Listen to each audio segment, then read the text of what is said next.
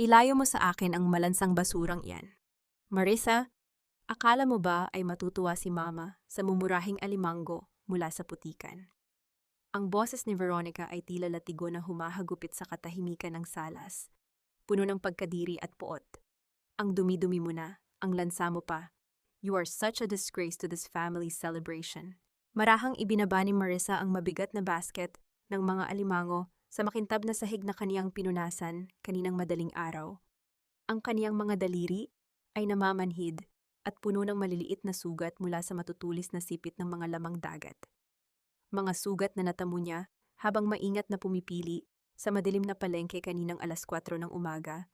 Ginamit niya ang bawat sentimo ng kaniyang ipon, ang kaniyang pinaghirapang bonus mula sa pagtitinda, para lamang mabili ang pinakamalalaking alimango dahil alam niyang ito ang tanging pagkaing nakakapagpangiti sa kaniyang biyenang Cecilia. Tumingin si Marissa kay Daniel, umaasang makakahanap ng kahit kaunting pagkalinga sa mga mata ng asawa. Ngunit ang nakita niya ay ang pamilyar na iritasyon at pagkapahiya. Marissa, please, nakikita mo namang maraming bisita ang kapatid ko. Huwag mo nang ipilit ang dumi ng palengke rito sa loob. You're making me look cheap in front of my relatives. Ang malamig na sabi ni Daniel habang inaayos ang kaniyang malinis na kurbata. Ang kurbatang binili rin ni Marissa noong nakaraang buwan. Sa isang iglap, kinuha ni Veronica ang basket at walang pasabing itinapon ito sa labas ng pinto. Ang mga alimangong buhay pa at kumakawag ay nagkalat sa maputik na lupa sa ilalim ng ulan. Ang tunog ng pagbagsak ng basket ay tila ang pagkadurog na rin ng puso ni Marissa. Walang sino man sa kanila ang nakakita sa kaniyang panginginig o sa kung paano niya idiniin ang kaniyang mga kuko sa sariling palad upang pigilan ang pag-agos ng luha. Lumabas si Marissa ng walang kibo upang pulutin ang mga riles ng kaniyang pag-asa sa ilalim ng madilim na langit. Habang nakaluhod siya sa putikan, narinig niya ang boses ni Daniel mula sa bahagyang nakabukas na bintana. Kausap ang kaniyang kapatid. Don't worry, Veronica. Malapit na. Konting tiis na lang sa babaeng iyan. Ang mahinang sabi ni Daniel, ngunit bawat salita ay tila karayom na bumaon sa pandinig ni Marissa. Kailangan ko lang makuha ang tiwala niya para sa dokumento ng bahay sa probinsya. Kapag nakuha ko na ang loan, I'll finally settle the annulment. I can't stand the smell of fish on my bed anymore. Hahanap ako ng babaeng level natin. Hindi yung parang katulong na palaging amoy palengke. Ang mundo ni Marissa ay tila huminto sa pag-ikot. Ang lamig ng ulan na tumatama sa kaniyang likod ay hindi maikukumpara sa yelong nanuot sa kaniyang mga buto dahil sa pagtataksil ng lalaking inalayan niya ng 8 taon ng kaniyang buhay. Ang mga kamay niyang marumi sa putik ay tumigil sa paggalaw. Ang kaniyang hininga ay naging mabigat. Tila may malaking batong nakadagan sa kaniyang dibdib. At ang bawat tibok ng kaniyang puso ay nagdadala ng hapdi na hindi kayang gamutin ng anumang gamot. Tiningnan niya ang mga alimangong dahan-dahang gumagapang palayo sa kanya. Pabalik sa dilim ng gabi, ang kaniyang mukha ay basa. Hindi lamang ng ulan, kundi ng mga luhang sa wakas ay kumawala rin. Walang hikbi, walang sigaw. Tanging ang matinding katahimikan ng isang babaeng namatay na ang pag-asa sa loob ng sariling tahanan. Tumayo siya ng dahan-dahan. Iniwan ang basket at ang mga alimango sa putikan. Sa kaniyang isipan, ang boses ni Daniel ay patuloy na umaalingaw-ngaw. Tila isang sumpa na bumubura sa lahat ng kanilang pinagsamahan. Ang kaniyang paningin ay nakatitig sa liwanag ng bahay na dati niyang tinuring na kanlungan. Ngunit ngayon ay tila isang kulungang puno ng mga hayop na handang lumamon sa kaniyang pagkatao. Hanggang kailan mo kayang lunukin ang sarili mong dugo bago ka tuluyang maubusan ng buhay? Hanggang kailan mo hahayaang ang iyong pag-ibig ang maging lubid na gagamitin nila para sakalin ka? Pumasok si Marissa sa loob ng bahay na basa ang laylayan ng kaniyang duster. Bakas ang putik sa kaniyang mga paa na tila mga mantsa ng kaniyang pagkatao sa paningin ng mga taong nasa loob. Walang sino man ang nag-abot ng tuwalya. Walang nagtanong kung giniginaw ba siya. Ang tanging sumalubong sa kanya ay ang matatalas na tingin ni Veronica at ang mapanuring mga mata ng kaniyang biyenang Cecilia. Huwag mong hayaang tumulo ang maruming tubig na iyan sa carpet. Marissa, alam mo kung gaano kamahal ang pagpapalinis niyan. Ang utos ni Celia habang marahang hinihimas ang kaniyang mamahaling alahas. Ang boses ng matanda ay walang bahid ng awa. Tila isang reyna na nag-uutos sa isang aliping nagdala ng dumi sa palasyo. Hindi sumagot si Marissa. Nanatili siyang nakatungo. Ang kaniyang buhok ay nakadikit sa kaniyang pisngi, habang ang tubig mula rito ay dahan-dahang pumapatak sa sahig.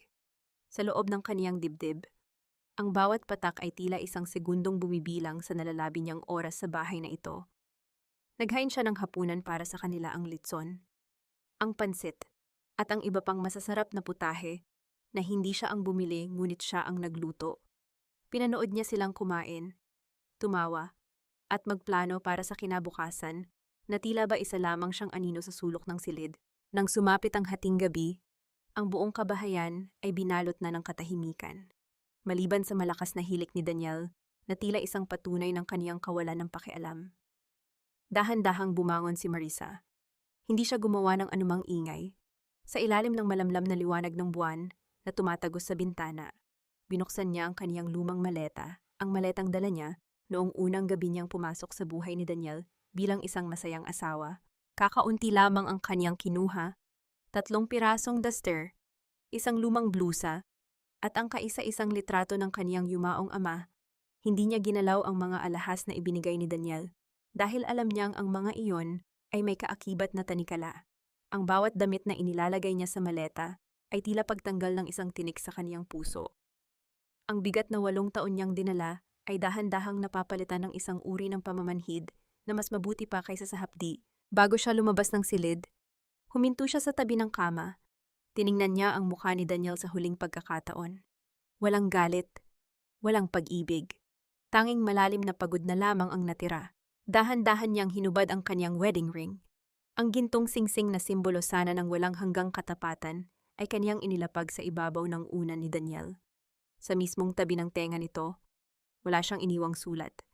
Ang singsing na iyon, na iniwan sa gitna ng kadiliman, ang kaniyang huling salita. Binuhat niya ang kaniyang maleta at lumabas ng bahay nang hindi lumilingon. Ang bawat hakbang niya sa kalsada ay tila pagpunit sa isang pahina ng kaniyang buhay na puno ng luha. Ang ulan ay tumila na, ngunit ang lamig ng hangin ay nanunuot pa rin sa kaniyang balat. Naglalakad siya sa gilid ng madilim na kalsada. Hindi alam kung saan siya dadalhin ng kaniyang mga paa. Ngunit alam niyang kahit saan ay mas mabuti kaysa sa impyernong kaniyang iniwan. Utang na loob, ang bulong niya sa hangin, ang mga salitang palaging ginagamit sa kaniya upang siya ay pasunurin. Ngayon, ang utang na iyon ay bayad na ng kaniyang mga luha, ng kaniyang pawis, at ng kaniyang nawasak na dignidad. Habang naglalakad sa gitna ng kawalan, isang nakasisilaw na liwanag mula sa isang sasakyan ang dahan-dahang lumapit sa kanya mula sa likuran. Huminto ang sasakyan sa kaniyang tabi, at ang tunog ng pagbukas ng bintana ay bumasag sa katahimikan ng gabi. Isang boses ng isang matandang babae ang narinig niya. Isang boses na pamilyar, ngunit tila galing sa isang malayong nakaraan. Marisa, ikaw ba yan, anak? Napatigil si Marisa. Ang kaniyang puso ay biglang tumibok ng mabilis. Isang kaba na may halong pag-asa ang bumalot sa kanya. Sino ang taong ito na kilala ang kaniyang pangalan sa gitna ng kalsadang ito? Sino ang tumatawag sa kanya sa oras na tila tinalikuran na siya ng buong mundo? Huwag kang hihingi ng paumanhin sa iyong pag-uwi. Marisa, ang tahanan ay hindi kailanman napapagod sa paghihintay. Gaano ka man katagal na wala. Ang boses ni Tia Deli ay mahina, tila isang hanging naglalakbay sa pagitan ng mga dahon. Ngunit bawat salita ay may dalang bigat na nagpatigil sa paghinga ni Marisa. Matapos ang mahabang biyahe mula sa lungsod, isang biyaheng binayaran ng huling barya sa kaniyang bulsa at tinulungan ng isang mabuting kaibigan ng kaniyang ama na nakakita sa kanya sa kalsada. Narito na siya. Ang amoy ng San Jose ay hindi katulad ng malansang amoy ng palengke na ikinahahiya ni Daniel. Dito, ang hangin ay amoy asin mula sa dagat at bango ng mga namumukadkad na sampagwita sa bakuran. Ito ang amoy ng kaniyang kamusmusan. Ang amoy ng kalayaan na matagal niyang ipinagpalit sa isang pag-ibig na naging pitan. Dahan-dahang lumapit si Marisa sa kaniyang tiyahin na nakaupo sa isang lumang tumba-tumba. Ang bawat hakbang niya sa sahig na kawayan ay naglalabas ng tunog ng pag-aray ng kahoy. Tila ba bumubulong ang bahay ng mga alaalang pilit niyang kinalimutan. Nang mahawakan niya ang tuyot at kulubot na kamay ni Chadeli upang magmano, hindi na napigilan ni Marisa ang kaniyang sarili.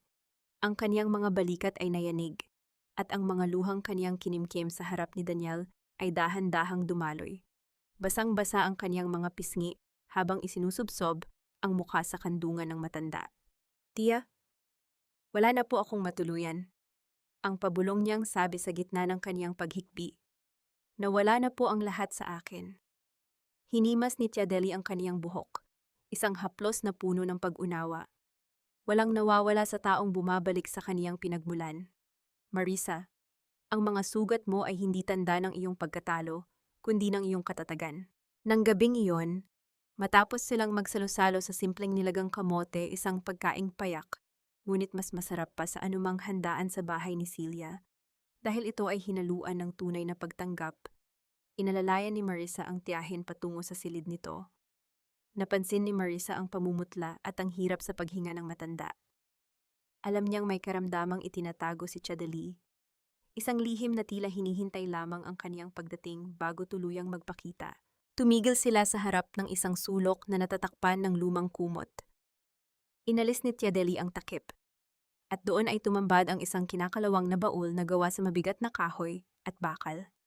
Ang mga ukit nito ay halos hindi na mabanaag dahil sa kapal ng alikabok ng panahon. Ang baul na ito ay iniwan ng iyong ama bago siya tuluyang mamaalam. Ang sabi ni Tia Deli habang pilit na kinukuha ang isang susi mula sa kaniyang kwintas. Sabi niya, ibigay ko lamang ito sa iyo kapag wala ka na talagang matakbuhan, kapag ang mundo ay naging masyadong malupit sa iyo.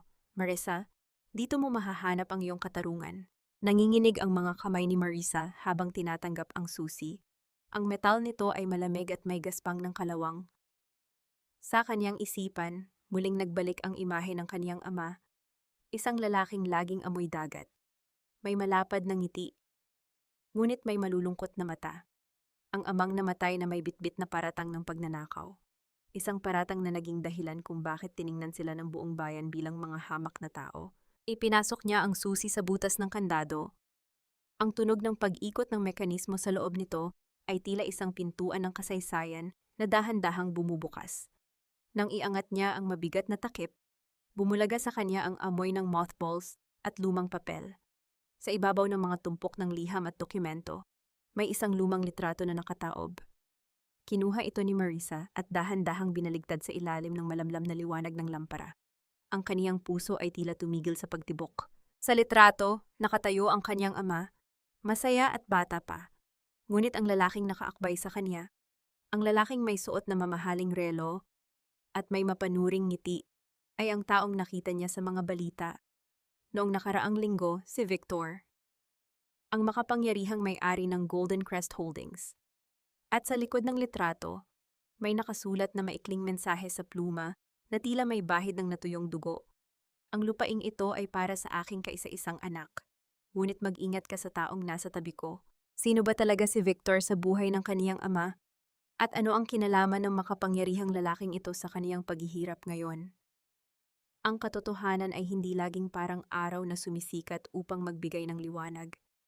Madalas, ito ay parang isang sugat na dahan-dahang binubuksan. Muling nagpapadugo sa mga alaalang pilit ng pinagaling ng panahon. Sa loob ng tahimik na silid, tanging ang malalim na paghinga ni Chadeli ang naririnig habang si Marisa ay nakaluhod pa rin sa harap ng bukas na baul. Ang bawat piraso ng papel na kaniyang hinahawakan ay tila may dalang kuryente na dumadaloy sa kaniyang mga daliri. Ang mga sulat ng kaniyang ama ay hindi lamang mga salita. Ang mga ito ay mga hikbi ng isang taong binitay ng maling paratang habang buhay. Binasa ni Marisa ang isang liham na may petsang 30 taon na ang nakalilipas. Dito, ipinaliwanag ng kanyang ama ang lahat. Hindi siya nagnakaw, ang totoo. Natuklasan niya ang pandaraya ni Victor sa kanilang kumpanya at bago pa man siya makapagsalita, binaligtad na siya nito upang iligtas ang kaniyang pamilya mula sa kahihiyan at panganib. Pinili niyang umalis at dalhin ang sumpa ng pagkakasala. Habang si Victor ay nanatili at nagpakasasa sa kayamanang hindi sa kanya, pinagtaksilan siya ng sarili niyang kaibigan. Ang pabulong na sabi ni Marisa, ang kaniyang boses ay nanginginig sa matinding galit. Ang kaniyang mga luha ay pumatak sa papel na nag-iwan ng mga mantsa sa mga titik na isinulat ng kaniyang ama ng may matinding pait. Sa kailaliman ng baul, sa ilalim ng mga tumpok ng dokumento, may nakapa siyang isang matigas na bagay na nakabalot sa telang pelus. Nang buksan niya ito, Tumambad ang isang orihinal na titulo ng lupa at isang mapa ng San Jose. Ang lawak ng lupain ay hindi kinalaman sa isang simpleng bakuran. Ito ay sumasakop sa malaking bahagi ng baybayin at mga burol na ngayon ay planong tayuan ng Golden Crest Holdings ng malalaking resort. Ngunit ang higit na nakapagpatigil sa kaniyang mundo ay ang isang selyadong sobre na nakatago sa pagitan ng mga pahina ng titulo. May nakasulat dito para kay Celia, ang kaniyang biyenan, ang babaeng 8 taon niyang pinagsilbihan nang may pagmamahal ngunit binalik lamang sa kanya ay panlalait. Bakit may sulat ang kaniyang ama para kay Celia? Anong lihim ang nag-uugnay sa pamilyang pumatay sa kaniyang dangal at sa pamilyang nagwasak sa kaniyang kasalukuyan? Dahan-dahang kinuha ni Marisa ang isang lumang polo shirt ng kaniyang ama na nasa loob din ng baul. Isinubsob niya ang kaniyang mukha rito. Amoy mothballs, amoy alikabok. Ngunit sa ilalim ng lahat ng iyon, ay ang nananatiling amoy ng tabako at dagat ang amoy ni Papa. Doon, sa gitna ng kadiliman ng silid, niyakap niya ang damit na tila ba yakap niya ang huling piraso ng kaniyang pagkatao. Ito ang kaniyang golden moment. Ang sandali ng muling pagkikita sa gitna ng pagkawala. Ang haplos ng ama na hindi niya naramdaman noong siya ay nangangailangan. Ang katapityan. Ang katahimikan ng gabi ay biglang binalot ng mabilis na panginginig at tunog ng kaniyang lumang telepono sa ibabaw ng mesa. Ang screen ay nagpakita ng isang pangalan na nagpabilis sa tibok ng kaniyang puso sa takot at galit. Sinagot ni Marisa ang tawag, ngunit hindi siya nagsalita. Marisa, Marisa, baby, nasaan ka ba? Ang boses ni Daniel ay puno ng huwad na pag-aalala. Ang uri ng boses na ginagamit nito kapag may kailangan. I'm so sorry about what happened. Veronica was just stressed. And I was just out of my mind. Please, umuwi ka na. Let's talk properly. Hindi ka ba nag-aalala kay mama inatake siya sa puso pagkaalis mo? Huminga ng malalim si Marisa. Ang kaniyang mga mata ay nakatuon sa titulong hawak niya. Daniel, wag na nating lukohin ang isa't isa. Narinig ko ang usapan niyo ni Veronica. Alam ko ang plano mo. Sandaling tumahimik ang kabilang linya. Nang muling magsalita si Daniel, ang tinig nito ay naging matigas at wala nang bahid ng lambing. O sige, kung ganyan ang gusto mo. Pero kailangan mong bumalik dito para pirmahan ang dokumento ng lupa niyo sa probinsya. Si Victor, ang boss ng bago kong kumpanya, ay interesadong bilhin iyon. Malaking pera ito. Marisa, isipin mo ang utang na loob mo sa amin. 8 taon ka naming pinatira at pinakain. Ito na ang pagkakataon mong makabayad. Napangiti si Marisa ng may halong pait. Ang utang na loob na palaging isinusumbat sa kanya ay ang mismong sandata na gagamitin niya ngayon. Daniel, ang sabi niya sa isang mahinahon ngunit nakapangingilabot na tono. Hindi niyo alam ang hinahanap niyo at tandaan mo ito. Simula ngayon, wala na akong utang sa inyo. Kayo ang may utang sa akin. At sisiguraduhin kong babayaran niyo iyon hanggang sa huling sentimo. Pinatay ni Marisa ang tawag. Ang panginginig ng kaniyang mga kamay ay napalitan ng isang uri ng lakas na hindi niya akalaing taglay niya. Ano ang gagawin ni Daniel at Victor kapag nalaman nilang ang babaeng itinuring nilang amoy palengke ay siya palang may-ari ng lupang nakasalalay ang kanilang buong kinabukasan? At ano ang nilalaman ng sulat para kay Celia na maaaring magpabago sa lahat? Akala mo ba ay ganoon kadaling talikuran ang 8 taon? Marisa, isang pagkakamali lang. Itatapon mo na ang lahat ng pinagsamahan natin. Ang boses ni Daniel ay malambot. May himig ng pagmamakaawa na dati ay sapat na upang palambutin ang puso ni Marisa. Nakatayo si Daniel sa may pintuan ng lumang bahay ni Chadeli. May dalang isang pumpon ng mga lantang rosas at isang kahon ng mamahaling tsokolate. Mga bagay na kailanman ay hindi niya ibinigay noong magkasama pa sila sa lungsod.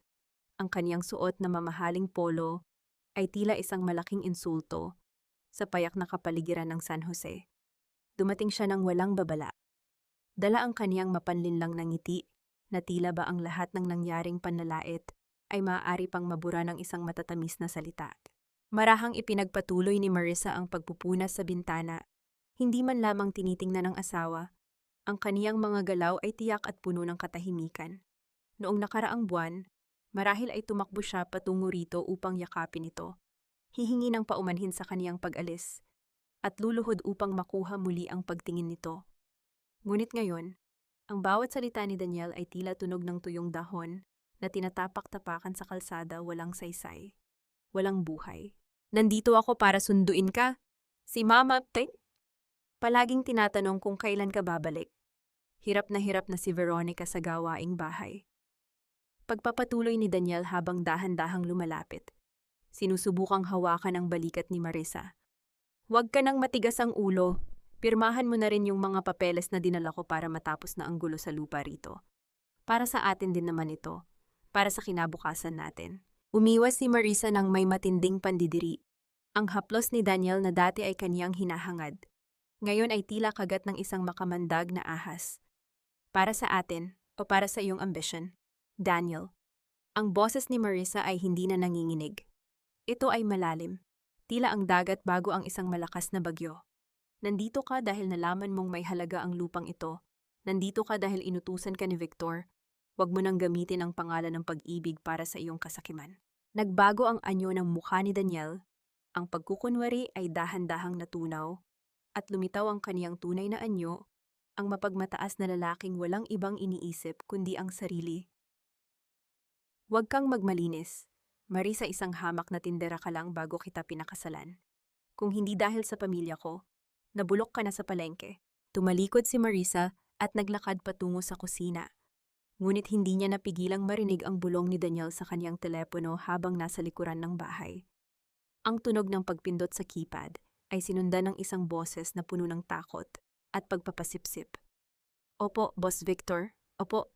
Medyo matigas pa ang ulo niya pero mapapapirma ko rin to. Alam niyo naman kung gaano siya kadaling utuin basta tungkol sa pamilya. Opo, hinding-hindi siya makakatanggi. Ang mga salitang iyon ay ang huling pako sa kabaong ng kaniyang pag-ibig.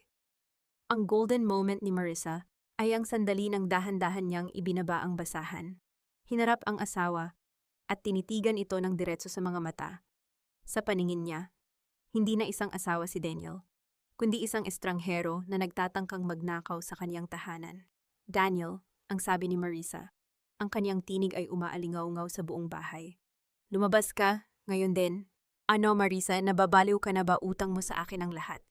Ang sigaw ni Daniel habang pilit na kinukuha ang braso ng asawa. Buong lakas na iwinaksi ni Marisa ang kamay nito. Hindi na ako ang babaeng tinitingnan mo lang sa palengke, Daniel. Hindi na ako ang babaeng maaari mong saktan at pagkatapos ay susuhulan ng matatamis na salita. Ang bawat sentimong pinaghirapan ko, ang bawat luhang inubos ko sa bahay niyo, ay sapat na para bayaran ang lahat ng sinasabi mong utang. Lumabas ka bago ko tawagin ang mga kapitbahay at ipahiya ka sa buong bayan. Ang panginginig ng mga kamay ni Daniel ay kitang-kita habang tinitingnan niya ang kakaibang apoy sa mga mata ni Marisa.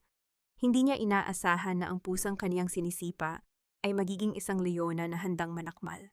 Habang papaalis ang sasakyan ni Daniel, ang tunog ng gulong sa graba ay tila isang deklarasyon ng digmaan. Ngunit bago pa man mawala ang alikabok sa kalsada, isang hindi pamilyar na lalaki ang dahan-dahang lumapit sa bakuran ni Marisa. Nakasuot ito ng simpleng t-shirt at maong. May dalang isang basket ng sariwang isda at may mga matang puno ng kapayapaan. Magandang hapon po, ang sabi ng lalaki. Ako po si Gabriel. Ipinagbilin po ni Tia Deli na dalhan kayo nito. Sino si Gabriel? At bakit ang kaniyang presensya ay tila nagdadala ng kaginhawaan na kailanman ay hindi na ibigay ni Daniel sa loob ng 8 taon. Samantala, sa kabilang panig ng bayan, isang tawag ang natanggap ni Victor mula sa isang lihim na tauhan sa munisipyo. Ang titulong hinahanap nila ay hindi lamang pala isang pirasong papel, ito ay may nakatagong susi sa isang nakaraan na maaring magpabagsak sa Golden Crest Holdings. Ang paghilom ay hindi laging nagsisimula sa paglimot. Madalas, ito ay nagmumula sa pagtanggap na ang iyong mga sugat ay bahagi na ng iyong balat. Tila mga guhit sa palad na nagpapaalala ng iyong mga pinagdaanan. Sa harap ni Marisa, nakatayo si Gabriel. Ang kanyang mga kamay ay magaspang. May mga bakas ng pagtatrabaho sa ilalim ng init ng araw. Ngunit ang kaniyang mga mata ay may dalang uri ng katapatan na tila isang malalim at payapang dagat. Ibinaba niya ang basket ng sariwang isda sa kawayang hagdanan nang may pag-iingat. Tila ba bawat galaw niya ay may kasamang respeto sa katahimikan ng paligid. Pasensya na po sa istorbo, ang mahinang sabi ni Gabriel. Ang kaniyang boses ay baritono, mababa ngunit may kalambutan. Nakita ko po ang inyong asawa, ang lalaking umalis kanina. Mukhang hindi maganda ang kaniyang pagbisita. Umiwas ng tingin si Marisa. Marahang hinahawi ang isang hibla ng buhok na humaharang sa kaniyang muka. Sanay na ako, Gabriel. Ang mga salita niya ay tila hangin na lang na dumadaan. Hindi na nagtanong pa ang lalaki. Sa halip, lumingon siya sa itaas ng bubong ng bahay ni Tiadeli kung saan may ilang piraso ng nabulok na nipa na dahan-dahang nalalaglag. Mukhang papasok ang ulan mamaya. Kung papayag po kayo, maaari ko itong ayusin bago lumubog ang araw. Ipinagbilin din po ni Tiadeli na huwag hayaang mapabayaan ang bahay habang mahina pa ang kaniyang pangangatawan. Sa loob ng sumunod na 2 oras, pinanood ni Marisa si Gabriel mula sa bintana. Ang bawat kilos ng lalaki ay tiyak. Walang reklamo, walang pagyayabang. Ang tunog ng pagpapako sa kahoy ay nagbibigay ng isang uri ng ritmo na tila muling bumubuo sa nawasak na tiwala ni Marisa sa mga tao. Noong kasama pa niya si Daniel, kailanman ay hindi nito ginalaw ang kahit anong gamit sa bahay. Palaging may reklamo, palaging may isinusumbat. Ngunit si Gabriel, sa kaniyang katahimikan, ay tila nagbibigay ng proteksyon nang hindi humihingi ng kapalit. Nang matapos ang gawain, naghanda si Marisa ng simpleng kape. Naupo sila sa maliit na beranda habang ang langit ay dahan-dahang nagkukulay kahel at lila. Ang amoy ng kape ay humahalo sa alat ng dagat. Isang kombinasyon na nagpapakalma sa naninigas na mga ugat ni Marisa. "Salamat, Gabriel," ang sabi ni Marisa. Ang kaniyang mga daliri ay nakapulupot sa mainit na baso. "Bakit mo ito ginagawa?" Ngumiti ng bahagya si Gabriel, isang ngiting hindi umabot sa kaniyang mga mata na tila may nakatagong lungkot. "Nawalan din ako ng pamilya, Marisa. Ang asawa ko, kinuha siya ng sakit 5 taon na ang nakalilipas. Alam ko ang pakiramdam ng mag-isa sa gitna ng bagyo. Minsan, ang kailangan mo lang ay isang taong magsasabing hindi mo kailangang buhatin ang buong mundo ng mag-isa." Ang sandaling iyon, ang naging golden moment para kay Marisa. Sa unang pagkakataon sa loob ng 8 taon, naramdaman niyang nakikita siya hindi bilang isang asawa, hindi bilang isang katulong, kundi bilang isang tao na may sariling sakit at pangarap. Ang katahimikan sa pagitan nila ay hindi nakatitigagal. Ito ay isang uri ng katahimikan na nakahihilom, tila isang mainit na kumot sa gitna ng giniginaw na gabi. Ngunit ang kapayapaang iyon ay muling binalot ng kaba nang marinig nila ang tunog ng isang motorsiklo na huminto sa harap ng kanilang bakuran. Isang lalaking naka-uniforme ang bumaba at may dalang isang puting sobre. Para kay Marisa Santos Villanueva, ang tanong ng kartero. Nanginginig ang mga kamay ni Marisa habang tinatanggap ang sobre. Ang selyo sa labas nito ay sapat na upang magpadugo muli sa kaniyang puso. Sa loob ng sobre ay isang subpena, isang demanda mula kay Victor. Inakusahan siya ng kumpanya ng illegal na paghawak sa mga dokumentong pagmamay-ari raw ng korporasyon at binibigyan siya ng 3 araw upang isuko ang titulong hawak niya o harapin ang kulungan. Napahawak si Marisa sa kaniyang dibdib. Ang kaniyang hininga ay naging mababaw. Tiningnan niya si Gabriel, na ngayon ay nakatayo na sa kaniyang tabi. Ang mukha nito ay puno ng pag-aalala. "Gabriel, hindi pa pala tapos ang laban." Ang pabulong na sabi ni Marisa, paano lalaban ang isang babaeng walang kahit anong yaman laban sa isang higanting kumpanya na handang ubusin ang kaniyang huling hininga? At ano ang itinatagong koneksyon ni Gabriel sa bayang ito na tila alam niya ang bawat sulok ng sakit ni Marisa? Ang katarungan sa mundong ito ay madalas na parang isang mamahaling hiyas, napapakislap ng salapi, ngunit nananatiling malamig at matigas para sa mga taong walang kahit anong barya sa bulsa. Hawak ni Marisa ang subpina habang nakatanaw sa malawak na asul ng dagat, ngunit ang kaniyang paningin ay natatakpan ng anino ng takot. Sa kaniyang tabi, nanatiling nakatayo si Gabriel. Ang kaniyang presensya ay tila isang pader na humaharang sa malakas na ihip ng hangin. Walang salitang lumabas sa bibig ni Gabriel, ngunit ang paraan ng kaniyang pagtayo matuwid at alerto ay sapat na upang malaman ni Marisa na hindi siya mag-isang lalakad patungo sa kuwebang kinaroroonan ng leon. Kinabukasan, sa loob ng malamig at modernong opisina ng Golden Crest Holdings sa Kabayanan, tila isang maliit na langgam si Marisa sa gitna ng mga naglalakihang pader na gawa sa salamin. Nakaupo si Victor sa kaniyang malapad na mesa. Ang kaniyang ngiti ay tila isang talim na dahan-dahang humihiwa sa kaniyang kumpiyansa. Sa gilid naman ay nakatayo si Veronica. Ang kaniyang suot na alahas ay kumikinang sa ilalim ng puting ilaw, habang ang kaniyang mukha ay puno ng pangungutya. Hiha, wag na nating pahirapan ang isa't isa. Ang sabi ni Victor sa isang tonong tila isang amang nagbibigay ng payo. Ngunit ang kaniyang mga mata ay nananatiling walang buhay. Ang hawak mong titulo ay isang lumang piraso ng papel na wala ng halaga. Mayroon kaming dokumentong pirmado ng iyong ama bago siya umalis, isang kasulatan na ipinagbili niya ang lahat ng karapatan sa lupain sa akin. Inilapag ni Victor ang ilang pahina ng dokumento sa mesa. Nakita ni Marisa ang pirma ng kaniyang ama, isang pamilyar na kurbada ng panulat. Ngunit may kung anong mali sa paraan ng pagkakasulat nito. Alam ni Marisa ang kamay ng kaniyang ama. Ang bawat titik nito ay may diin. Hindi ganito na tila nanginginig at pilit. Peke ang mga ito, Victor! Ang mahinahong sabi ni Marisa, bagaman ang kaniyang puso ay tila isang tambol na nagwawala sa loob ng kaniyang dibdib. Kailanman ay hindi ipagbibili ni Papa ang tanging pamanang iniwan niya sa akin. Biglang tumawa ng malakas si Veronica, isang tunog na tila pagkiskis ng bakal sa semento. Oh, talaga. At sino ang maniniwala sa iyo? Isang babaeng amoy malansang alimango. Tingnan mo ang sarili mo. Marisa, you look like a beggar in a palace. Huwag mong subukang kalabanin ang taong nagmamay-ari ng kalahati ng probinsyang ito. Lumapit si Victor. Ang kaniyang boses ay naging isang pabulong na banta. Kung hindi ka pipirma sa loob ng 48 oras. Hindi lamang ang titulo ang mawawala sa iyo. Ang bahay ni Tia Deli, may ulat na ang pundasyon nito ay hindi ligtas. Maaari naming ipag-utos ang demolisyon nito anumang oras para sa kaligtasan ng publiko. Saan mo dadalhin ang matandang iyon kapag wala na kayong bubong? Ang bawat salita ay tila isang mabigat na sapatos na tumatapak sa dibdib ni Marisa. Ang banta sa kaniyang tiyahin ang pinakamasakit sa lahat. Ngunit sa gitna ng kaniyang panginginig, naalala niya ang mukha ni Gabriel sa dalampasigan, ang mga liham ng kaniyang ama, at ang 8 taon ng kaniyang pagtitiis. Ang sandaling iyon, ang naging golden moment ni Marisa. Tumayo siya ng dahan-dahan mula sa kaniyang upuan, sa gitna ng panlalait ni Veronica at ng pananakot ni Victor. Hindi siya kumurap, hindi siya sumigaw. Tinitigan niya si Victor ng diretso sa mga mata. Isang tinging puno ng dignidad na hindi kayang bilhin ng anumang korporasyon. Maaari niyo akong tawaging mahirap.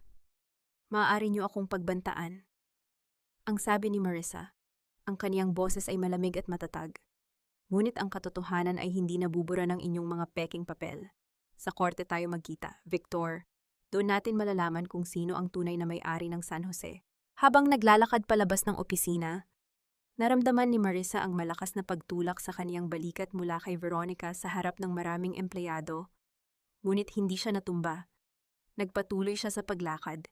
Ang kaniyang ulo ay nakataas. Hanggang sa marating niya ang labas ng gusali kung saan naghihintay si Gabriel sa kaniyang motorsiklo. Ayos ka lang ba? Ang tanong ni Gabriel. Ang kaniyang mga kamay ay handang sumalo sa anumang panghihina ni Marisa. Kailangan nating magmadali, Gabriel? Ang pabulong na sabi ni Marisa habang ang kaniyang mga mata ay nakatuon sa malayo, sa direksyon ng bahay ni Tia Deli. Sa kaniyang pag-uwi, isang masamang pangitain ang sumalubong sa kanila mula sa malayo. Makikita ang makapal at itim na usok na pumapaitaas sa langit. Nanggagaling sa direksyon ng likod ng bahay ni Tia Deli, kung saan naroon ang maliit na bodegang naglalaman ng mga lumang kagamitan at ang baul na puno ng mga dokumento ng kaniyang ama. Sino ang nag-utos na sunugin ang tanging ebidensya ni Marisa? At makakarating ba siya bago tuluyang lamunin ng apoy ang huling pag-asa ng kaniyang katarungan? Ang kapatawaran ay hindi isang utang na kailangang bayaran, kundi isang regalo na ibinibigay sa taong hindi nakarapat-dapat, upang ang iyong sariling puso ay hindi na habang buhay na mabigatan. Sa loob ng puting silid ng ospital, tanging ang mahina at tila naghihingalong tunog ng makinang nagbabantay sa tibok ng puso ang bumabasag sa katahimikan. Ang amoy ng gamot at antiseptiko ay nanunuot sa banyong amoy ng paligid. Isang paalaala na sa lugar na ito, ang buhay at kamatayan ay naghihiwalay lamang ng isang manipis na guhit. Sa gitna ng kama, nakahiga si Celia, ang dating mapagmataas na babaeng laging may suot na perlas at may matalim na dila ay tila lumiit. Ang kaniyang balat ay maputla, tila papel na nalukot ng panahon, at ang kaniyang mga mata ay malalim na nakalubog sa kaniyang mukha. Nang pumasok si Marissa, dahan-dahang iminulat ni Celia ang kaniyang mga mata. Walang galit doon, tanging isang malalim at mapait na pagsisisi. Marissa, dumating ka. Ang pabulong na sabi ni Celia. Ang kaniyang boses ay tila gasgas na plaka. Hindi sumagot si Marissa. Lumapit siya at dahan-dahang inilapag sa ibabaw ng kumot ang isang sobreng natagpuan niya sa baul ng kaniyang ama bago pa man tangkaing sunugin ng mga tauhan ni Victor ang kanilang bodega. Salamat sa mabilis na pagkilos ni Gabriel at ng mga kapitbahay. Tanging ang mga lumang gamit lamang ang natupok at nailigtas ang pinakamahalagang lihim ng nakaraan. Para sa inyo ito, Mama, isinulat ito ni Papa bago siya pumanaw, ang sabi ni Marissa. Nanginginig ang mga kamay ni Celia habang binubuksan ang sobre. Habang binabasa niya ang bawat salita, ang kaniyang paghinga ay naging mabigat. Ang liham ay hindi naglalaman ng galit. Nakasulat doon na ang ama ni Marissa ang palihim na nagbayad sa lahat ng utang ng pamilya ni Celia noong panahong malapit na silang mabaon sa kahirapan. 30 taon na ang nakalilipas. Ginawa niya ito dahil sa utang na loob sa pagkakaibigan nila at nakiusap siyang huwag na itong ipaalam sa iba upang hindi mapahiya ang pamilya ni Celia. Isang malakas na hikbi ang kumawala sa tuyot na labi ng matanda. Patawarin mo ako, Marissa. Alam ko ang katotohanan. Alam ko anong ibig ninyong sabihin, ang tanong ni Marissa. Ang kaniyang puso ay nagsimulang tumibok ng mabilis noong ikinasal kayo ni Daniel. Nakita ni Veronica ang mga resibo sa lumang gamit ko, pero sinunog niya ang mga iyon. Sinabi niya sa akin na mas mabuting ituring kang hamak na katulong upang hindi ka maging mayabang sa loob ng bahay. Pinaniwala niya ako na ang iyong ama ang nagnakaw sa amin. Gayong ang totoo, siya ang nagligtas sa amin. Ang pag-amin ni Celia habang ang mga luha ay bumabakas sa kaniyang maputlang pisngi. Naging bulag ako, Marissa. Hinayaan kong saktan ka ng sarili kong mga anak dahil sa takot ko na mawala ang aming dangal. Ang sandaling iyon ang naging golden moment para sa kanilang dalawa, sa halip na sumigaw o magalit. Dahan-dahang inabot ni Marissa ang kulubot na kamay ng kaniyang biyenan. Hinawakan niya ito ng mahigpit, isang haplos na nagdadala ng kapayapaan sa gitna ng bagyo, hindi bilang isang manugang na api, kundi bilang isang babaeng marunong umunawa na ang puot ay wala ring patutunguhan. Mama ko, kay. Ang galit ko ay hindi na maibabalik ang nakaraan. Ang mahinahong sabi ni Marissa. Ngunit ang katotohanan ang magpapalaya sa atin. Tumingin ng diretso si Celia kay Marissa. Ang kaniyang mga mata ay tila nagkaroon ng huling lakas. Hinawakan niya ang kamay ni Marissa at inilapit sa kaniyang dibdib. Marissa, makinig ka. May isa pang kopya ng orihinal na testamento. Ang hindi alam ni Victor at ni Veronica. Itinago iyon ng iyong ama sa isang lugar na hindi nila maiisipang pasukin. Pumunta ka sa lumang simbahan ng San Jose. Sa ilalim ng altar, sa loob ng isang maliit na kahon na may ukit ng krus. Doon nakatago ang huling bala mo laban sa kanila. Napatayo si Marissa. Ang pag-asang tila unti-unting namamatay ay muling nagliyab. Ngunit bago pa man siya makapagsalita, ang tunog ng pagbukas ng pinto ng silid ay narinig. Nakatayo doon si Veronica. Ang kaniyang mukha ay puno ng pagkagulantang at puot habang nakatingin sa kanilang dalawa. Anong ginagawa mo rito, Marissa? At ikaw, Mama, bakit ka nakikipag-usap sa babaeng iyan? Ang asik ni Veronica habang mabilis na lumalapit. Tiningnan ni Marissa ang kaniyang biyenan at pagkatapos ay ang kaniyang tsidaw. Sa unang pagkakataon, wala nang takot sa kaniyang mga mata. Ang kaniyang katahimikan ay tila isang babala. Alam na ni Marissa kung saan hahanapin ang kaniyang katarungan. Ngunit habang lumalabas siya ng ospital, napansin niya ang isang itim na sasakyan na nakabuntot sa kanila ni Gabriel. Alam ni Victor na may nalaman siya. Makakarating ba sila sa lumang simbahan bago pa man siya harangin ng mga taong handang pumatay para sa lupain ng kaniyang ama? Ang bawat patak ng ulan ay tila mga luhang nagmula sa nakaraan, mabigat at malamig, na humahagupit sa balat at nagpapaalala na ang katarungan ay hindi ibinibigay Nang kusa ito ay kinukuha sa gitna ng unosa. Sa likod ng motorsiklo ni Gabriel, mahigpit ang kapit ni Marisa sa kaniyang maleta habang ang hangin ay humahampas sa kanilang mga mukha. Ang kalangitan ng San Jose ay binalot ng makapal at itim na ulap, at ang bawat pagguhit ng kidlat ay nagbibigay ng panandaliang liwanag sa madilim na kalsada. Nararamdaman ni Marisa ang panginginig ng kaniyang sariling mga kalamnan. Hindi lamang dahil sa ginaw, kundi dahil sa bigat ng lihim na kaniyang dala. "Kumapit ka lang, Marisa, malapit na tayo," ang sigaw ni Gabriel. Ang kaniyang boses ay pilit na pinalalakas upang mangibabaw sa ingay ng malakas na ulan at sa mabilis na pag-ikot ng mga gulong sa basang semento. Nang marating nila ang lumang simbahan, ang gusali ay tila isang dambuhalang anino na naghihintay sa gitna ng gabi. Ang amoy ng lumang kahoy, insenso, at mamasa-masang semento ay sumalubong sa kanila pagpasok sa loob. Napakadilim, at tanging ang liwanag mula sa dala nilang flashlight ang tumatama sa mga dambana ng mga santo na tila tahimik na nagmamasid sa kanilang bawat galaw. Mabilis silang nagtungo sa ilalim ng pangunahing altar. Ang bawat hakbang ni Marisa sa sahig na gawa sa tisa ay lumilikha ng tunog na umaalingaw-ngaw sa buong loob ng simbahan. Lumuhod siya sa malamig na sahig at nagsimulang kapain ang mga ukit sa ilalim ng kahoy na mesa ng altar. Ang kaniyang mga daliri ay dumaan sa mga alikabok at sapot ng gagamba hanggang sa makapa niya ang isang matigas at nakaumbok na bahagi. "Gabriel, narito, tulungan mo ako," ang pabulong ngunit nagmamadaling sabi ni Marisa. Ginamit ni Gabriel ang kaniyang lakas upang hatakin ang isang maliit na bahagi ng kahoy na tila isang lihim na lati. Sa loob nito, tumambad ang isang maliit na kahon na gawa sa nara. May ukit ng krus at mga letrang halos nabura na ng panahon. Nang buksan ni Marisa ang kahon, nakita niya ang isang dokumentong selyado ng wax at ang diary ng kaniyang ama. Ang kaniyang puso ay tila sasabog sa saya at takot. Ang sandaling iyon ang naging golden moment ni Marisa.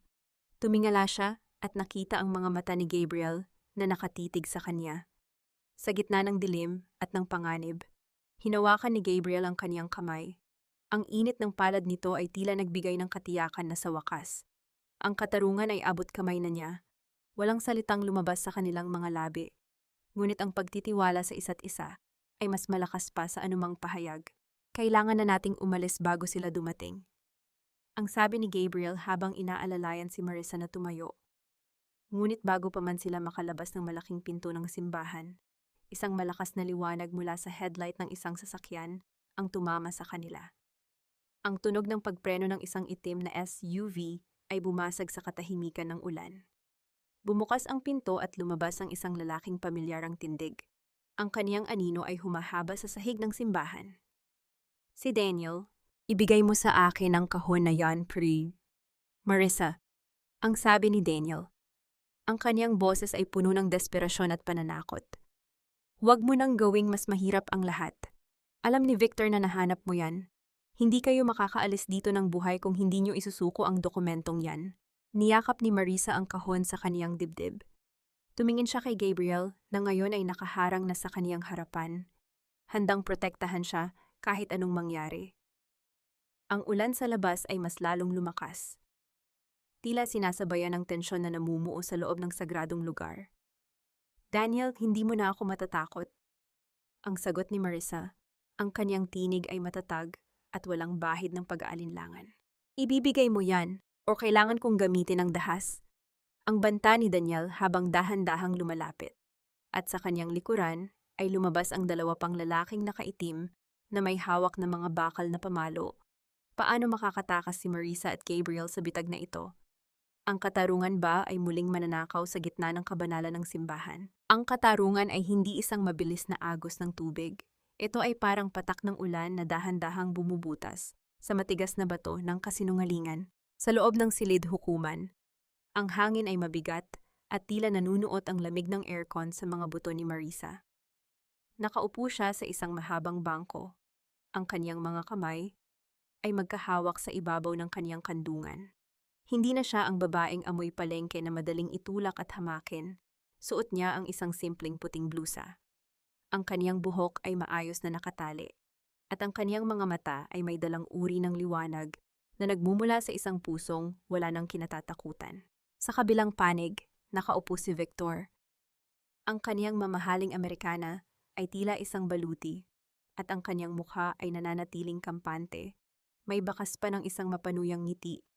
Katabi niya si Veronica na panakanakang tinitingnan ng kaniyang relo, tila naiinip sa takbo ng oras. Si Daniel naman ay nakayuko sa likuran. Hindi makatingin ng diretso kay Marisa matapos ang nangyari sa lumang simbahan, kung saan ang kaniyang tangkang pag-agaw sa dokumento ay napigilan ng pagdating ng mga barangay tanod at ng mga mangingisdang tinulungan ni Marisa. Ipinipresenta ng depensa ang mga dokumentong ito. Ang boses ng abogado ni Victor ay umaling-awngaw sa buong silid. Ito ang kasulatan ng paglilipat ng pagmamay-ari na nilagdaan ng ama nang nagrereklamo 30 taon na ang nakalilipas. Malinaw na ang lupain sa San Jose ay legal na nabili ng Golden Crest Holdings. Isang mahabang katahimikan ang bumalot sa silid habang sinusuri ng hukom ang mga papel. Ngumiti si Victor, isang nangiting tila nagsasabing tapos na ang laban. Ngunit dahan-dahang tumayo ang abogado ni Marisa. Your Honor, tweet. Nais naming ipresenta ang orihinal na testamento at ang diary ng yumaong ama ni Marisa Santos. Ang mahinahong sabi ng abogado. Kasama nito ang isang ulat mula sa isang handwriting expert na nagpapatunay na ang pirma sa dokumento ng depensa ay isang mahusay na panggagaya lamang. At higit sa lahat, meron kaming saksi na magpapatunay sa katotohanan. Bumukas ang malaking pinto ng silid hukuman. Ang tunog ng pag-ikot ng mga gulong ng isang wheelchair sa sahig ay bumasag sa tension. Iniluwan ito si Celia, ang biyanan ni Marisa, na inaalalayan ng isang nurse at ni Gabriel. Ang mukha ni Celia ay maputla, ngunit ang kaniyang mga mata ay puno ng determinasyon. Mama, anong ginagawa mo rito? Ang gulat na tanong ni Veronica. Ang kaniyang boses ay bahagyang tumaas sa takot. Nang maupo si Celia sa harap ng hukom, ang kaniyang boses, bagaman mahina, ay tila isang kulog sa gitna ng katahimikan. Nandito ako upang aminin ang aking naging pagkakamali. Ang mga dokumentong hawak ni Victor ay huwad. Nakita ko ang orihinal na sulat ng ama ni Marisa, ang sulat na ninakaw at sinira ng aking anak na si Veronica, upang panatilihing mahirap si Marisa. Pinagtulungan nila ang babaeng ito na walang ibang ginawa kundi mahalin kami. Ang sandaling iyon ang naging golden moment ni Marisa habang nagsasalita si Celia. Hindi naglabas ng anumang emosyon si Marisa. Nanatili siyang tahimik. Ang kaniyang paningin ay nakatitig sa kawalan. Tila ba sa sandaling iyon ay nararamdaman niya ang yakap ng kaniyang ama mula sa kabilang buhay. Ang kaniyang katahimikan ay ang pinakamalakas na sigaw ng tagumpay, isang tagumpay na hindi kailangang dumaan sa dahas, kundi sa lakas ng katotohanan. Matapos suriin ang lahat ng ebidensya at ang testimonya ng saksi, ang sabi ng hukom habang ibinabagsak ang kanyang gavel sa mesa. Ang tunog nito ay tila pagtatapos ng 8 taong paghihirap ni Marisa. Ipinapawalang bisa ng korteng ito ang mga dokumento ng Golden Crest Holdings. Ang lahat ng lupain sa San Jose ay ibinabalik sa kaisa-isang legal na tagapagmana, si Marisa Santos, at iniuutos din ang investigasyon laban kay Victor at Veronica sa kasong falsification of documents at estafa. Nagkagulo sa loob ng silid, nagsisigaw si Veronica habang pilit na pinipigilan ng mga security. Habang si Victor ay nanatiling nakatulala, ang kaniyang imperyo ay gumuho sa isang iglap. Lumabas si Marisa sa gusali ng korte. Ang ulan ay dahan-dahang bumabagsak. Tila hinuhugasan ang bawat dumi ng nakaraan. Sa labas, nakatayo si Daniel, basang-basa. Ang kaniyang mga balikat ay nakalaylay sa matinding pagkatalo. Lahat ng kaniyang puhunan sa Golden Crest ay nawala. Trangkaso na siya at walang matakbuhan. Dahan-dahang lumapit si Daniel at biglang lumuhod sa putikan, sa harap ni Marisa. Marisa ka, please, patawarin mo ako. Nabulag ako ng ambisyon. Ang pagmamakaawa ni Daniel, ang kaniyang mga luha, ay humahalo sa patak ng ulan sa kaniyang mukha. Wala na akong pupuntahan, ikaw lang ang mayroon ako, balikan mo na ako, please. Tiningnan ni Marisa ang lalaking dati niyang sinamba. Ang kaniyang puso ay hindi na nakakaramdam ng galit, kundi isang malalim na awa na hinaluan ng pagpapalaya. Nanatili siyang nakatayo. Ang payong ay hawak ni Gabriel sa kaniyang tabi. Daniel, hindi mo ako pag-aari, ang mahinahong sabi ni Marisa. At ang katarungang ito, Hindi ito para sa iyo. Tinalikuran ni Marisa si Daniel na nanatiling nakaluhod sa gitna ng ulan. Ngunit habang sila ay naglalakad palayo ni Gabriel, isang itim na sasakyan ang biglang huminto sa harap nila. At lumabas ang isang tauhan ni Victor na may dalang isang sobre. Hindi pa tapos ang lahat, Marisa. Ang sabi ng lalaki bago mabilis na umalis. Ano ang nilalaman ng sobreng ito na tila isang huling hininga ng kasamaan mula kay Victor? At kaya bang panindigan ni Marisa ang kaniyang tagumpay? Kung ang kapalit nito ay ang huling piraso ng kaniyang kaligtasan. Ang tunay na yaman ay hindi nasusukat sa lawak ng lupang iyong tinatayuan, kundi sa lawak ng kapayapaang nananahan sa iyong kalooban matapos ang isang napakahabang bagyo. Binuksan ni Marisa ang sobreng iniwan ng tauhan ni Victor habang nakaupo siya sa maliit na hapagkainan. Sa bahay ni Chadeli, inasahan niya ang isa pang pananakot. Isang huling lason mula sa taong nagwasak sa kanyang ama. Ngunit sa loob ng sobre ay isang luma at kupas na dokumento, isang demand letter para sa isang utang na hindi kailanman binayaran ng kanyang ama, na may kalakip na mga litrato ng kanyang ama na mukhang hapo at talunan. Isang huling pagtatangka ni Victor na dungisan ang alaala ng kanyang magulang. Isang huling subok na iparamdam kay Marisa na ang kanyang pinagmulan ay puno pa rin ng mantsa. Dahan-dahang kinuha ni Marisa ang posporo. Pinanood niya ang apoy habang dahan-dahang nilalamon ang papel. Ginagawang abo ang huling sandata ng kasamaan. Ang apoy na ito ang magtatapos sa iyong kapangyarihan. Victor, ang pabulong niyang sabi habang ang liwanag ng apoy ay sumasalamin sa kaniyang mga mata. Ang nakaraan ay hindi na maaaring gamitin laban sa kanya dahil alam na niya ang buong katotohanan. Lumipas ang ilang linggo. Ang ingay ng lungsod ay napalitan ng tunog ng mga martilyo at lagari sa baybayin ng San Jose. Sinimulan ni Marisa ang pagpapatayo ng palengke ni Marisa, isang kooperatiba para sa mga lokal na mangingisda, kung saan sila ang direktang magbebenta ng kanilang huli. Nang walang middleman na nandaraya sa kanila. Hindi niya binenta ang lupa para sa mga resort. Ginamit niya ito para sa mga taong katulad niyang dati ay amoy palengke at laging itinutulak sa gilid. Isang hapon, habang abala ang lahat sa paghahanda, nagpabili si Marisa ng 20 kilong alimango, ang pinakamalalaki, pinakamabibigat, at pinakasariwa mula sa huli ng umagang iyon. Ngunit sa pagkakataong ito, hindi niya ito inialay sa mga taong nanlait sa kanya. Iniluto niya ito ng may pagmamahal, hinaluan ng gata at sili, at inihain sa isang mahabang mesa sa ilalim ng mga puno ng niyog. Kainan na po ay ang sigaw ni Marisa. Ang kaniyang tinig ay puno ng kagalakan. Ang mga mangingisda, ang kanilang mga asawa, at ang mga batang dati ay walang sapat na pagkain ay nagsalo-salo. Ang sandaling iyon ang naging golden moment ni Marisa. Habang pinapanood niya ang mga taong masayang kumakain ng alimango, ang paghimay ng mga sipit, ang paghigop ng sarsa, at ang mga ngiting abot-taingan, naramdaman niya ang ganap na paghilom. Ang alimangong naging simbolo ng kaniyang pagkapahiya sa Kabanata 1 ay naging simbolo na ngayon ng kaniyang pagbabahagi at tagumpay. Ang bawat halakhak sa paligid ay tila musikang nagbubura sa bawat masasakit na salitang binitawan ni Veronica. Sa gitna ng katuwaan, napansin ni Marisa ang isang pamilyar na anino sa malayo, nakatayo sa ilalim ng puno ng akasya. Si Daniel, mukha siyang gusgusin. Ang kaniyang mamahaling polo ay punit-punit na at madumi, at ang kaniyang mga mata ay puno ng gutom at inggit. Wala na ang kanyang yabang. Matapos ang pagkakaaresto kay Victor at Veronica dahil sa malawakang estafa, naiwan si Daniel na walang kahit isang sentimo. Dahan-dahang lumapit si Marisa. May dalang isang maliit na supot ng kanin at isang piraso ng alimango. Inabot niya ito kay Daniel. Marisa, baby. Ang pabulong na sabi ni Daniel, umaasang ang awa sa mga mata ni Marisa, ay nangangahulugan ng pagbabalik. Patawarin mo ako. Maaari ba tayong magsimula muli? Gagawin ko ang lahat. Magtatrabaho ako sa palengke mo. Basta tanggapin mo lang ako. Tumingin si Marisa kay Daniel, hindi nang may galit, kundi nang may malalim na kapanatagan. Daniel, ang pagpapatawad ay ibinigay ko na para sa sarili kong kapayapaan. Ngunit ang pagbabalik ay hindi na mangyayari. Ang pag-ibig ko sa iyo ay parang alimangong itinapon niyo sa putikan, noong gabing iyon namatay na at hindi na muling mabubuhay. Tinalikuran ni Marisa ang asawa. Hindi niya kailangang maging malupit.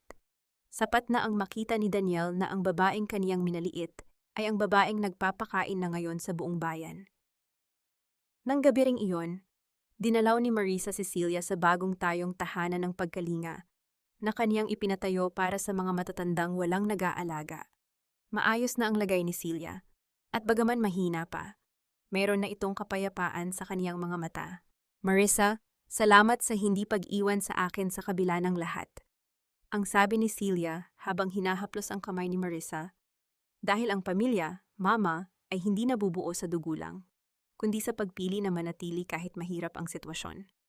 Ang sagot ni Marisa, bago matapos ang gabi, isang sulat ang iniabot ng isang bata kay Marisa. Galing ito kay Gabriel, simula nang matapos ang kaso, naging abala rin si Gabriel sa kaniyang sariling buhay, ngunit hindi kailanman nawala ang kaniyang suporta. Binasa ni Marisa ang sulat sa ilalim ng liwanag ng buwan. Marisa, tapos na ang konstruksyon ng palengke, tapos na rin ang laban sa korte.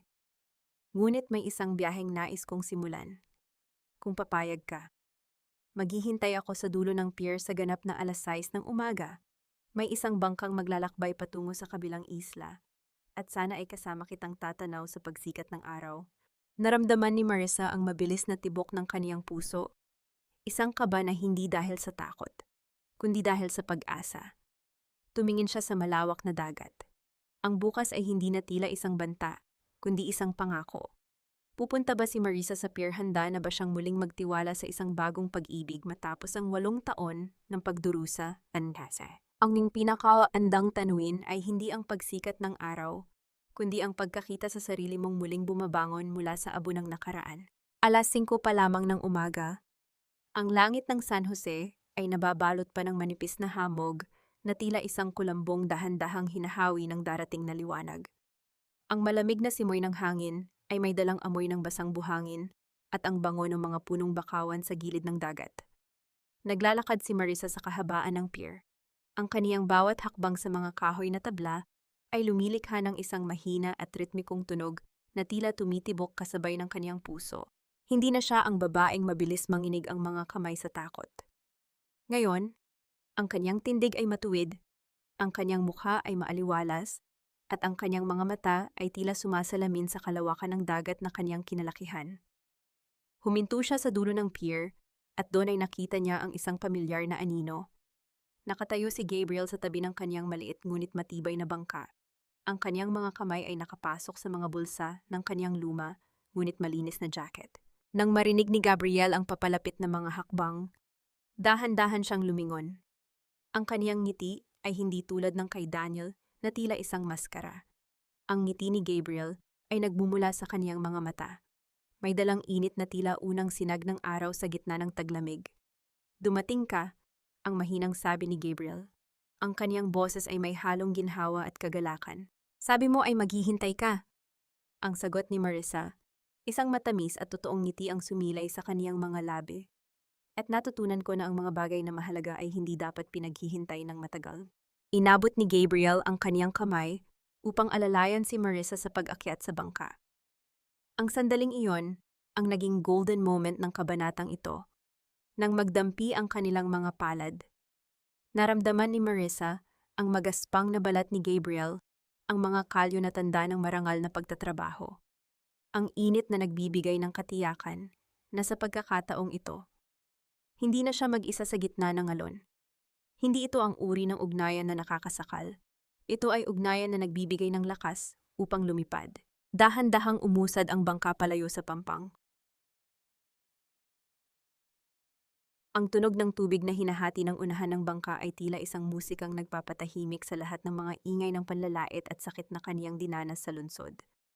Tumingin si Marisa sa kaniyang likuran, sa pampang kung saan matatag na nakatayo ang kaniyang kooperatiba at ang komunidad na kaniyang muling binuhay. Doon, sa malayo, ay ang nakaraang kaniyang iniwan, isang nakaraang hindi na kailanman magkakaroon ng kapangyarihan sa kaniyang hinaharap. Marisa! Ang tawag ni Gabriel habang tinititigan ang papasikat na araw sa abot tanaw. Hindi ko maipapangako na palaging magiging payapa ang dagat. Darating ang mga unos, darating ang mga malalakas na alon. Pero ipinapangako ko na sa bawat bagyo, ako ang magiging angkla mo, hindi kita bibitawan. Umiwas ng tingin si Marisa. Hindi dahil sa hiya, kundi dahil sa matinding emosyong bumabara sa kaniyang lalamunan. Ang mga luhang pumatak sa kaniyang pisngi ay hindi na luha ng pait. Ang mga ito ay luha ng pasasalamat dahil sa wakas. Nahanap na niya ang kaniyang tunay na tahanan. Sapat na iyon sa akin, Gabriel. Ang pabulong niyang sagot habang ipinapatong ang kaniyang ulo sa balikat ng lalaki. Habang ang bangka ay dahan-dahang naglalakbay patungo sa kabilang isla, ang buong paligid ay nabalot ng kulay ginto at kahel. Ang pagsikat ng araw ay tila isang banal na basbas sa bagong simula ng isang babaeng minsan nang itinapon sa putikan. Ngunit ngayon ay nagniningning na parang perlas sa ilalim ng dagat. Ang katarungan ay nakamit na. Ang yaman ay naibalik. Ngunit ang pinakamalaking tagumpay ni Marissa ay ang mahanap ang lakas na muling magmahal ng walang takot. Wala nang mga alimangong itinatapon, wala nang mga asawang nandaraya, tanging ang malawak na abot-tanaw at ang pangako ng isang bukas na puno ng pag-asa.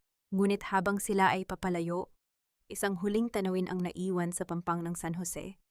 Isang lalaking nakaupo sa buhanginan, tinitingnan ang papalayong bangka, habang ang kaniyang mga kamay ay puno ng alikabok at pagsisisi. Hanggang saan aabot ang karma ng isang taong nagtapon ng tunay na ginto para lamang sa huwad na kislap ng salapi, ang Mavendet kwento ay kaniyang dulo. Ngunit ang dulong isang masakit na kabanata ay madalas na siyang simula ng isang buhay na mas maliwanag pa sa sikat ng araw sa madaling araw. 3 taon ang mabilis na lumipas sa bayan ng San Jose. Ang amoy ng dagat ay nananatiling sariwa, ngunit ang kapaligiran ay puno na ng buhay at pag-asa. Ang palengke ni Marissa ay hindi na lamang isang simpleng kooperatiba. Ito ay naging simbolo ng dangal para sa bawat mangingisda at tindera sa lalawigan. Sa gitna ng pamilihan, nakatayo ang isang maliit na rebulto ng isang angkla na may nakasulat na mga salitang nagpapaalala sa lahat. Ang tunay na yaman ay hindi matatagpuan sa bulsa, kundi sa katapatan ng puso. Si Marissa ay nakatayo sa beranda ng kaniyang bagong ayos na bahay, ang bahay ni Chadeli, na kaniyang pinanatili ang disenyo, ngunit pinatibay ang bawat haligi. Suot niya ang isang asul na duster, at ang kaniyang balat ay bahagyang nasunog ng araw. Tanda ng kaniyang aktibong paglahok sa gawain sa palengke. Wala na ang lungkot sa kaniyang mga mata. Sa halip, ang kaniyang mukha ay nagpapahayag ng isang uri ng kapayapaan na tanging ang mga taong nakatawid sa matinding unos ang nakakaalam. Mama, tignan mo ang nakuha naming kabibe. Ang tinig ng isang maliit na batang babae ay pumailan lang sa hangin, si Maya. Ang anak ni Gabriel, na itinuring na ring sariling anak ni Marissa, ay tumatakbo patungo sa kanya, dala ang isang makulay na shell. Sa likuran ng bata ay si Gabriel, na may dalang basket ng mga prutas. Ang kaniyang buhok ay bahagyang may uban na, ngunit ang kaniyang tindig ay matatag at puno ng pagmamahal. Lumapit siya kay Marissa at marahang inakbayan ng asawa, isang haplos na hindi kailanman nagkulang sa pagbibigay ng katiyakan sa bawat araw na lumilipas. Nakahanda na ang lahat para sa anibersaryo ng kooperatiba, Marissa. Ang sabi ni Gabriel, ang kaniyang boses ay tila isang payapang awit. Inaasahan ka ng buong bayan. Salamat, Gabriel. Salamat sa lahat. Ang pabulong na sagot ni Marissa habang isinasandal ang kaniyang ulo sa balikat ng asawa. Kumusta na ang mga taong minsan ay nagtangka sa kaniyang kaligayahan? Ang balita ay mabilis na nakakarating sa maliit na bayan. Si Victor ay pumanaw na sa loob ng bilangguan dahil sa sakit. Namatay na mag-isa at puno ng galit. Si Veronica naman ay nanatiling nakapiit. Ang kaniyang kayabangan ay napalitan ng kapaitan habang pinagmamasdan ng 4 na sulok ng selda. At si Daniel minsan siyang nakita ni Marissa sa kabayanan. Nagtatrabaho bilang isang kargador sa isang maliit na warehouse. Ang lalaking dati ay hindi marunong humawak ng dumi, ay pasan-pasan na ngayon ang mabibigat na sako ng bigas para sa barya-baryang kita. Nang magtama ang kanilang mga mata, mabilis na yumuko si Daniel sa matinding hiya. Hindi siya nilapitan ni Marissa. Hindi na kailangan. Ang katarungan ng tadhana ay mas matalas pa sa anumang salitang maaari niyang bitawan. Ang sandaling iyon ang naging pinakamahalagang golden moment sa buhay ni Marissa. Sa kaniyang pagbisita sa puntod ng kaniyang ama ng hapong iyon, inilapag niya ang isang sariwang sampagita. Papa, malinis na ang iyong pangalan. Ang pabulong niyang sabi habang hinahaplos ang malamig na marmol ng lapida. Ang pamanang iniwan mo ay hindi lamang lupa, kundi ang lakas ng loob na itayo ang katarungan mula sa putikan. Napatawad na ba ni Marissa ang lahat Ngunit ang pagpapatawad ay hindi nangangahulugan ng pagbabalik sa dati. Ang kaniyang pagpapatawad ay ang kaniyang naging susi upang makalipad palayo sa hawla ng nakaraan. Nahanap na niya ang kaniyang binyen, ang kapayapaang hindi na muling mababali ng anumang panlalait. Ang aral na nais niyang iwan sa bawat babaeng nakikinig sa kaniyang kwento ay simple lamang. Ang iyong halaga ay hindi itinatakda ng kung paano ka tratuhin ng ibang tao. Kahit itapon ka pa sa pinakamalalim na putikan, kung ikaw ay may busilak na puso at matatag na paninindigan, darating ang araw na ikaw ay hihanguin ng tadhana upang maging isang dakilang hiyasan. Habang lumulubog ang araw sa baybayin ng San Jose, tinitigan ni Marissa ang malawak na abot-tanaw. Ang kulay gintong liwanag ay tumama sa kaniyang mukha. Tila isang banal na halik ng pasasalamat. Ang bagyo ay tapos na. Ang dagat ay payapa. At sa wakas, ang hamak na alimango ay naging isang reyna sa kaniyang sariling kaharian, isang kahariang binuo ng pag-ibig, katarungan, at tunay na pamilya.